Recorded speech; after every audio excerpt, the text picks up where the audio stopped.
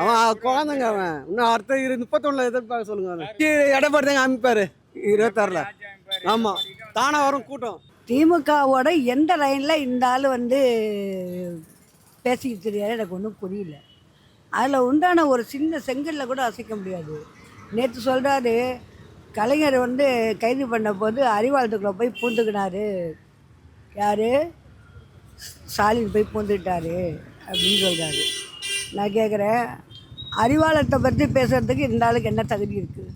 விஜயை எதிர்க்கணுன்ற ஒரு கான்செப்டை வச்சு பொதுமக்கள் அத்தனை பேரோட உயிர் போகிறதுக்கு அவர் நேரடியாக பண்ணார்னு சொல்லலை. அவர் துறை கீழே, அவரோட ஆட்சிக்கு கீழே இருக்க காவல்துறை செஞ்சது வந்து சரியான செயலே கிடையாது.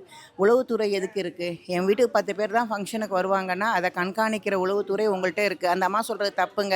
அவங்க வீட்டு ஃபங்க்ஷனுக்கு 10 பேர்லாம் வரமாட்டாங்க, 100 பேர் வர அளவுக்கு அவங்களுக்கு திறமை இருக்குன்றதை உளவுத்துறை சொல்லியிருக்கணும். 10,000 பேர் வருவாங்கன்னு இவங்க சொன்னதை நம்பி நாங்கள் 10,000 பேருக்கு 500 போலீஸ் அனுப்பினோன்னு சொல்கிறது எப்படி? ஒரு போலீஸ் உயர் அதிகாரி சொல்கிறாரு நாங்கள் 500 போலீஸ்காரை அனுப்பினோம். இவர் மன்றத்தில் 610 பேரோ 600 பேரோ ஏதோ சொன்னார் அனுப்பியிருக்கிறோன்னு. இதில் எது ரைட்டு? இப்போ யார் சொல்ல, முதலமைச்சரை மீறி காவல்துறை செயல்படுதா அப்படின்ற ஒரு பெரிய கொஸ்டின் மார்க் எல்லாருக்குமே வருது. ஆச்சி ராயல் குலோப் ஜாமுன் பேக்ஸ் 1 வாங்கினால் 1 இலவசம்.